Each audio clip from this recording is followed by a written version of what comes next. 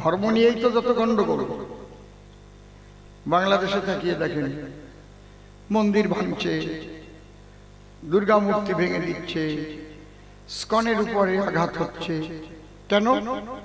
এমনকি শুধু হিন্দুদের উপর না, 10% হিন্দু আর 90% মুসলমানদের উপরেও আঘাত হচ্ছে। মাজার ভেঙে দিচ্ছে, হাসিনার মূর্তি ভেঙে দিচ্ছে, শেখ মুজিবুর রহমানের মূর্তি ভেঙে দিচ্ছে। তার মানে কোনো মূর্তি রাখা যাবে না, এটা নাকি ধর্মে বলছে। তাহলে ধর্ম, মানুষ তো এক, ধর্মে কেন ভাগ? পরিষ্কার প্রশ্ন। তাহলে মানুষের মূল কোন ধর্ম আছে কি, যে ধর্ম আচরণ করলে মানুষে মানুষে একটা মহামিলন হতে পারে? এই হচ্ছে পরিষ্কার পরিচ্ছন্ন কথা। তারপরে ওনার মনে সন্দেহ ছিল, আমি বুঝাতে পারলাম কিনা। বলছে আমি ঠিক মতো বলতে পেরেছি কি? এই সন্দেহ আসা মানেই বোঝা যাচ্ছে উনি ঠিক মতো বোঝাতে পারেননি। এইবার কথাটা বুঝলেন তো? বুঝেছেন তো যে কি প্রশ্ন? দ্বিতীয় প্রশ্ন করেছে। আমি এগুলোকে ঝালিয়ে নিচ্ছি যাতে আপনাদের বুঝতে অসুবিধা না থাকে। জবাব যে দর্শনের মেইন পার্ট হচ্ছে লজিক। লজিকের দুটো দিক, আস্তিক আর নাস্তিক। লজিক মানে তর্কশাস্ত্র। তাহলে আস্তিক কাকে বলে? যারা ঈশ্বর বিশ্বাসী। নাস্তিক কাকে বলে?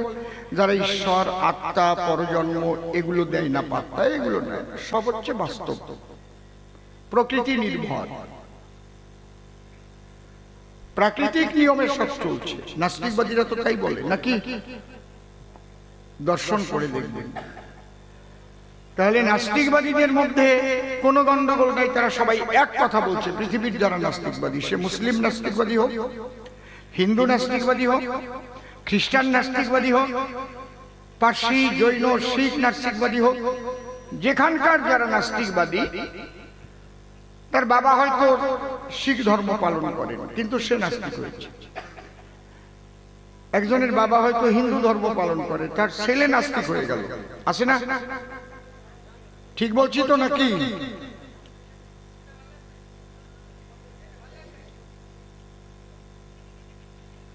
ওখানে কি কথা বলবো? এই গৌতম নাকি? তাহলে এই নাস্তিকবাদী, এদের মধ্যে কোন রকম কোন গন্ডগোল নেই, সব দেশের নাস্তিকবাদীরা। কিন্তু আস্তিকবাদীদের মধ্যে গন্ডগোল। আস্তিক মানে ঈশ্বর মানে, ঈশ্বরের বিভিন্ন নামে তার পরিচয়। কেউ বলছে আল্লাহ, কেউ বলছে গড, কেউ বলছে ভগবান, ঈশ্বর, ব্রহ্ম। কিন্তু এদের মধ্যে কেন কেউ সাকারবাদী, কেউ নিরাকারবাদী? এ তো আরাগ বেধি। এক তো হবে। নিরাকার বললে সবাই নিরাকার ঈশ্বর, সাকার হলে সবাই সাকার করবে, নবীজিরও মূর্তি গড়াবে, আল্লাহর মূর্তি থাকবে, গডের মূর্তি থাকবে, তা থাকে না। তাহলে এদের মধ্যে পার্থক্য কেন? কোথায় খোঁচা মেরে প্রশ্ন করেছে বুঝতে পারছেন? তৃতীয় প্রশ্নটা কি করলো রে? ও, যে কৃষ্ণ নামে তোমরা দীক্ষা দান করো, সে কৃষ্ণের চরিত্র তো ভালো না। কৃষ্ণ যখন বৃন্দাবনে ছিল, শুধু একটু টোনটা বেশি আছে কোনটাই যেন, শুধু নারী নিয়ে কেলি করে গেল। শুধু নারী, নারী ছাড়া নেই কৃষ্ণ গিরিধারী। তারপরে বৃন্দাবন ছেড়ে যখন সে দ্বারকায় গেল, সেখানেও নারী 16,108টা বিবাহ করলেন। তাহলে এই কৃষ্ণ ভজন করে মানুষের কি উপকার হতে পারে? রাস করেছে, সব নারী নারী। উনি কেমন নারী প্রিয়াসী, হাতে ওনার মোহন বাঁশি, বাঁশিকে পরের স্ত্রীকে বনের মধ্যে টেনে নিয়ে আসি, তাতেই উনি খুশি। তাহলে এই বিপক্ষ সে প্রশ্ন দান করে, আর জবাবদাতা প্রত্যেকটা জবাব দিয়ে প্রকৃত সত্যটাকে উদ্ঘাটন করা হচ্ছে তার কাজ। তাহলে আমি একটা গান গাইছি, গানের মধ্যে দিয়ে কিছু কথা বলছি, তারপর পাঁচালি। Hello hello hello, mic testing, ভলিউমটা আর একটু লাগবে। Check hello horrible.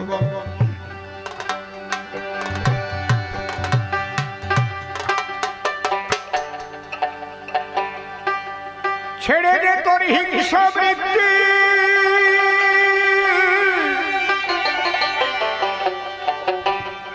ছেড়ে দে তোর হিংসা বৃত্তি, ওই তো বিঘ্ন অতি প্রধান।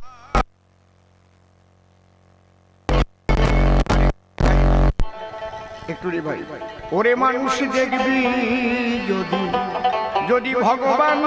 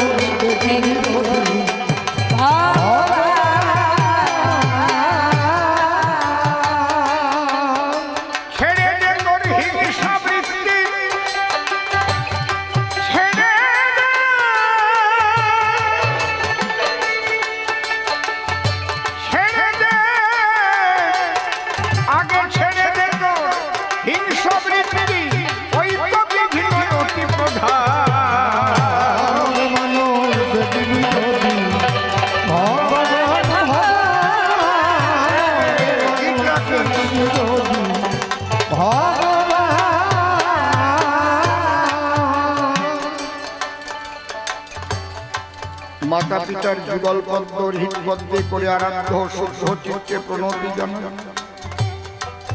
সাধু গুরু বৈষ্ণব হেরিয়ার যত পুরুষ নারী আপনারা আশীর্বাদ করবেন সবাই। মন্দিরে একবার হরি বল, নাম বলের বল, নাম বিনে কি আছে বলে ভব সংসারে। যে জন করে হরি চিনতে, হরি করে তার চিনতে, অন্তে জীবকে নিয়ে যায় সে ভব সিন্ধু পারে। মনিটরে টোন বেশি, তাই বলি মন রসনা তেজে বিষয়ে বাসনা, কেলে সোনার উপাসনা করো সার। যে জন করে হরি চিনতে, হরি করে তার চিনতে, অন্তে জীবকে ভব সিন্ধু করে দেয় সে পার। বন্দনার ভাব করে শেষ বক্তব্য করিব পেশ, সবিশেষ সবার মধ্যে জানাই নিবেদন। আজ দীপক বাবুর বাড়ি কবি গান আমার জীবনের নূতন অনুষ্ঠান। ফোনে ফোনে হলো আলাপ, কথা হলো ফোনে ফোনে, ভালোবাসা মনে মনে। যখন আমরা পেলাম নিমন্ত্রণ, সদল বলে চলে আসি, হলাম আমরা দারুণ খুশি। উনি আমাদের করেছেন অকৃত্রিম আপ্যায়ন।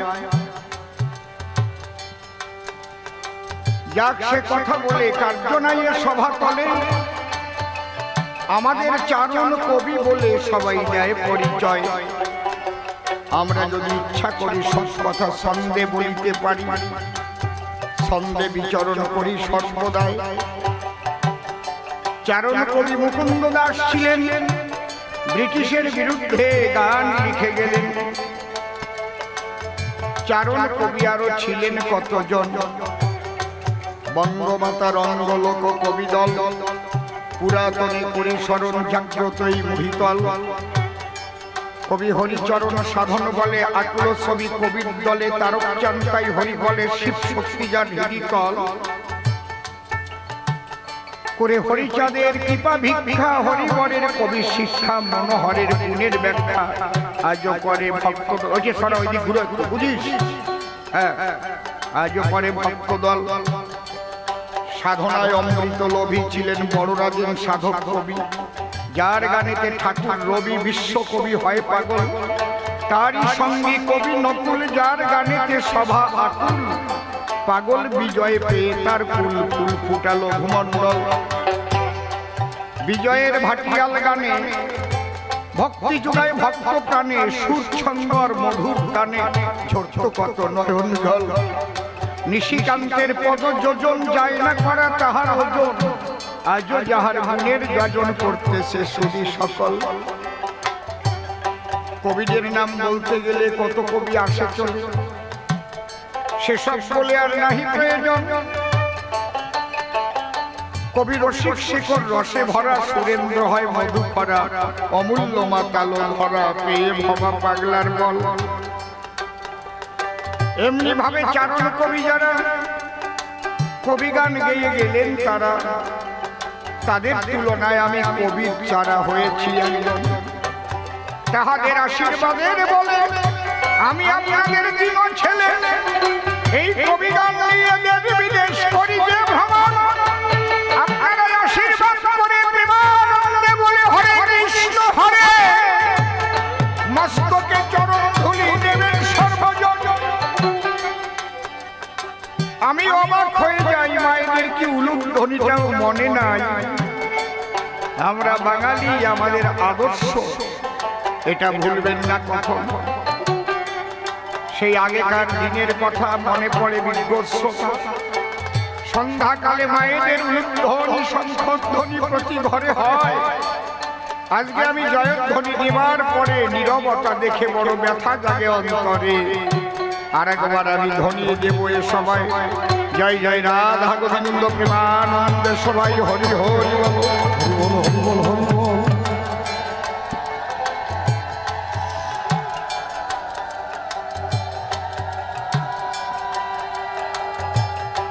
তবে বসে শোনেন জ্ঞানী গুণী, সেদিন আশ্চর্য হয়েছি আরব কান্ট্রি মুসলিম মহিলাদের মুখে উলুধ্বনি শুনি। কারণ আমি জানতাম বাঙালি মায়েরা ছাড়া উলুধ্বনি আর দেয় না কোনজন। উলুধ্বনি দিলে আনন্দ জাগে দিলে, তাই উলুধ্বনি পূজা পার্বণ আপনারা ভুলবেন না। এবার যাই পালার মধ্যে দাঁড়িয়ে সবার সান্নিধ্যে। ধর্ম নিয়ে কেন এত ব্যবধান? মানুষের ধর্মটা কি আমার কাছে বলো দেখি। এই নিয়ে ঠাকুর ভবা পাগলা গাইলেন একখানা গান। তার গানের প্রথম পদই, ওরে মানুষ দেখবি যদি ভগবান আয়, ওরে মানুষ দেখবি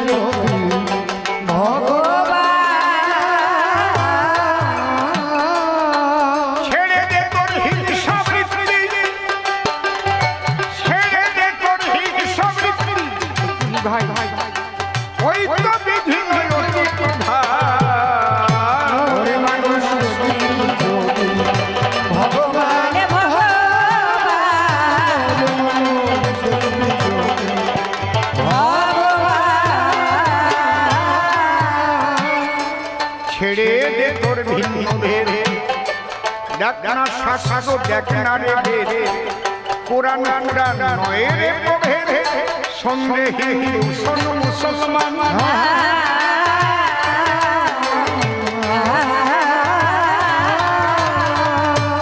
ভিন্ন নয় রে আল্লাহ শোন রে ফকির ব্রহ্মচারী।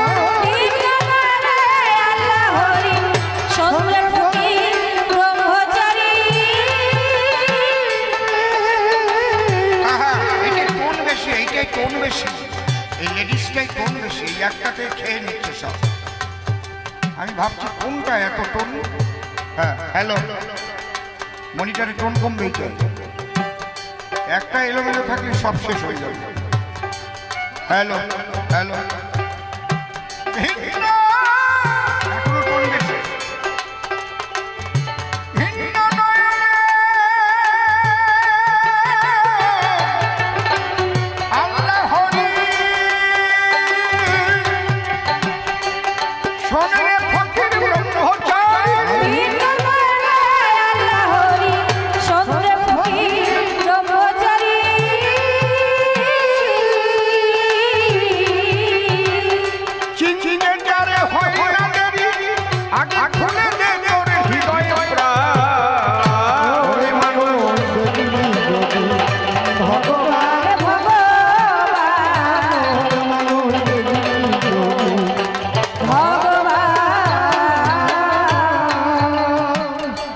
কিবা মসজিদ কিবা মন্দির, শাস্ত্রীয়টা যেমন মন্দির, বাহিরে আয় মিলন সন্ধির উড়িছে জয়ের নিশান।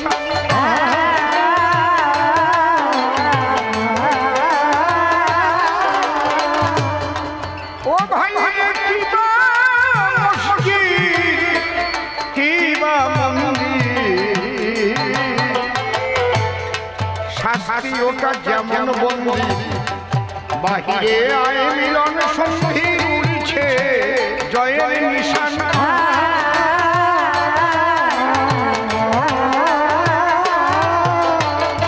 ঠাকুর বাবা পাগলা কইবে কত, সবার পায়ে হয় সে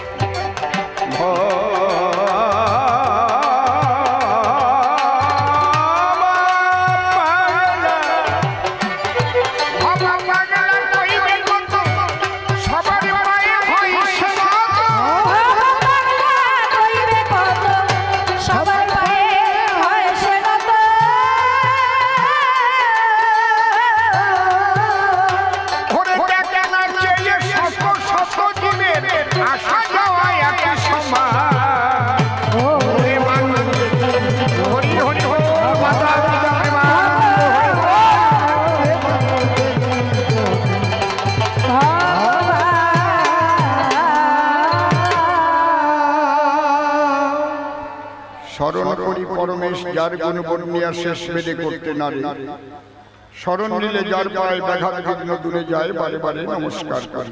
এইবার ভাই একটু কম কম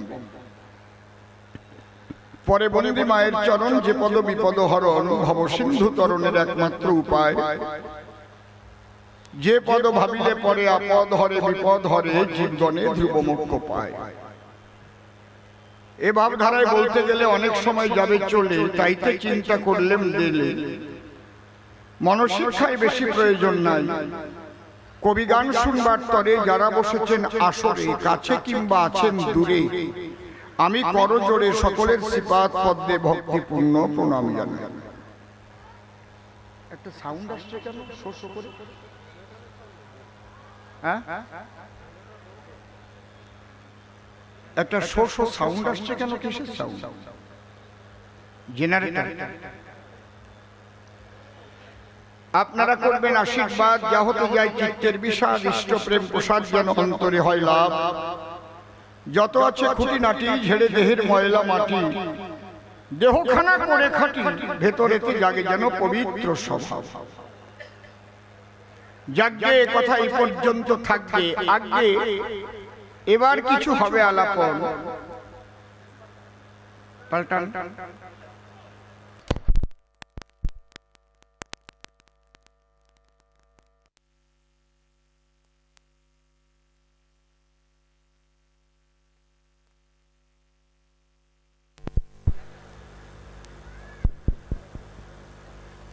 কিছু সময়ের জন্য কারেন্ট ছিল বন্ধ, না হয় যাতে নিরানন্দ, তার জন্য জেনারেটরের ছিল আয়োজন। ওই জেনারেটরের শব্দ বন্ধ হলো, এই জন্য মাইকের ফেস পাল্টানো লাগলো। এই জন্য আমিও বন্ধ রাখলাম কিছুক্ষণ। চুপ করে থাকেন সবে, আমাদের গুরুত্বপূর্ণ আলোচনাগুলো হবে, এগুলো শোনার আছে বিশেষ প্রয়োজন। তবে একটা কথা বলতে পারি, বসে শোনেন নরনারী, যে ধর্ম কথায় বিশ্ব মানবের কল্যাণ না হয়, তাহা কখনো ধর্ম কথা নয়। ধর্ম কখনো গণ্ডিবদ্ধতা শিখায় না, এটা দরকার জানা। ধর্ম মানুষের মনকে বিস্তীর্ণ করে দেয়। সেসব কথা বলছি পরে, থাকেন একটু ধৈর্য ধরে। সেই ধার্মিক কোটির মধ্যে দুই একটা মিলতে পারে, অত সহজ নয়। আমার বিপক্ষ কবি যিনি শ্রদ্ধেয় নিশিকান্ত সরকার মহাশয়, তিনি আমি ভক্তিপূর্ণ প্রণাম জানাই তার পায়। তিনি একজন উচ্চ মার্গের কবি, গুরু কৃপাল অভি। বহুদিন এই কবি গান গেয়েছেন এপার বাংলায় ওপার বাংলায়। নাম তার নিশিকান্ত, মনটা ভারী শান্ত, অত্যন্ত ভদ্রলোক, মিথ্যা কথা নয়। কিন্তু ওনার মুখে একটা গল্প শুনে আমি ভাবি মনে মনে, এই ভদ্রলোক কি করে এত বড় অসভ্য গল্প কয়? কি বলবো আপনাদের কাছে, কে নাকি প্রস্রাব করে হাতে ধরিস। তারপরে যে বাংলাদেশে, ওটা আমি বলতে পারবো না সবাই। আমি ওই কথা শুনে বড় ব্যথা পেলাম মনে। ভদ্রলোক কি কারণে এই জাতীয় গল্প বলেছে সবাই? যাকে তিনি নিজ নাম পরিহরি, আজ শ্যামানন্দ পরিব্রাজক নাম ধরি আসরে হয়ে দণ্ডায়মান। তার মুখে শুনলাম আমি, আমাকে নাম দিয়েছে রাধা বিনোদ গোস্বামী। আমি সেই বৈষ্ণব চূড়ামণির শ্রীপাদ পদ্মে ভক্তিপূর্ণ প্রণাম করিলাম। কারণ কবিগান গাইতে গেলে নিজের নাম পরিবর্তন না হলে একেবারে নিশি অসীমের লড়াই, এটা হয় না মহাশয়। এই জন্য নিজের নাম পরিত্যাগ করে গল্প বলেছে আসরে। ওটা শান্ত নিশি বাবু বলে নাই, ওটা শ্যামানন্দ বলেছে সবাই, তাই না? না, হ্যাঁ, ওনার দোষ না। এই জায়গাটাই তো চোর পালানো বাগান। তাহলে প্রথম প্রশ্ন করলো মনে, বোঝাইয়ে বলো সভা পরে, একই মানুষ হলে পরে কেন তাদের বিভিন্ন ধর্ম, এটা আমার জানা প্রয়োজন।